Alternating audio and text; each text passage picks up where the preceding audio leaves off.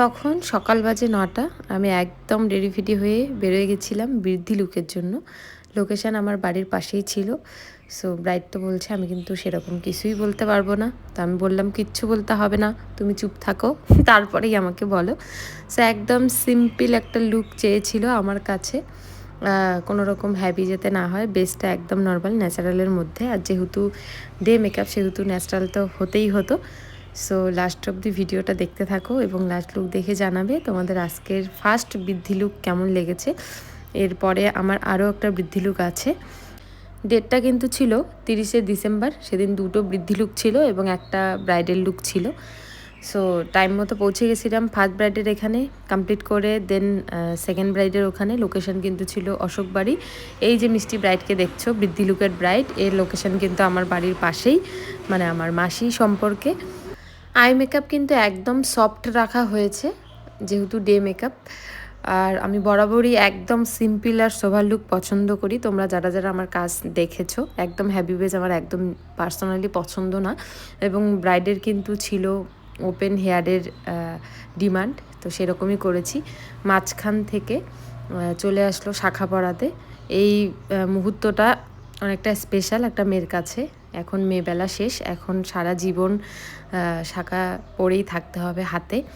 So এটার মুহূর্তটা অন্যরকমই। তারপর অনেকক্ষণ টাইম এখানেও আমি দিলাম, পড়াতে অনেকক্ষণই মোটামুটি টাইম লেগেছে শাখা চয়েস করতে সবাই মিলে। তারপর শাখা পরানো কমপ্লিট হওয়ার পরে আমি হেয়ারটা করব। এখনও অনেক ভিডিও দেওয়ার বাকি, অনেক ভিডিও পেন্ডিং হয়ে আছে ফোনে।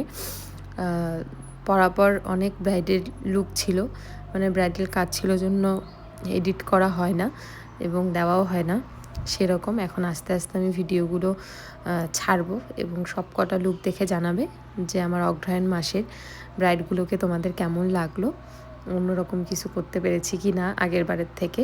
এবং আমি বরাবরই চেষ্টা করি যে হচ্ছে এক একটা সিজনে সুন্দর করে ব্রাইডদের রেডি করব প্রত্যেকটা ব্রাইডকে, এবং ব্রাইডদের এমন সুন্দর সুন্দর মুহূর্তর সাক্ষী হয়ে আমি অনেক খুশি। এবং শাঁখা পরানোর সময় সত্যি কথা বলতে আমি জানি না কার কীরকম হয়, আমার তো ভীষণই খারাপ লাগে, মানে কষ্ট হয় এই কারণেই, কারণ হচ্ছে মেয়েবেলা এখন থেকে শেষ। এটার কষ্ট একটা বিশাল, প্রত্যেকটা মেয়ে হয়তো বোঝে।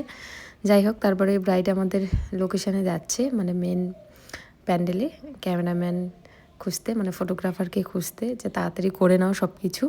এদিকে হলুদের দেরিও হয়ে যাচ্ছে। এই শাড়ির মধ্যে যে সিঁদুর দেখতে পাচ্ছ, এটা ওই শাখাতে দিছিল, তার জন্যই এটা ভরেছে, কিছু করার নেই। যাই হোক, তোমরা জানিও ফাইনাল লুক কেমন লাগলো আজকের বৃদ্ধি লুক। আর ব্রাইডের তো ভীষণ ভালো লেগেছে।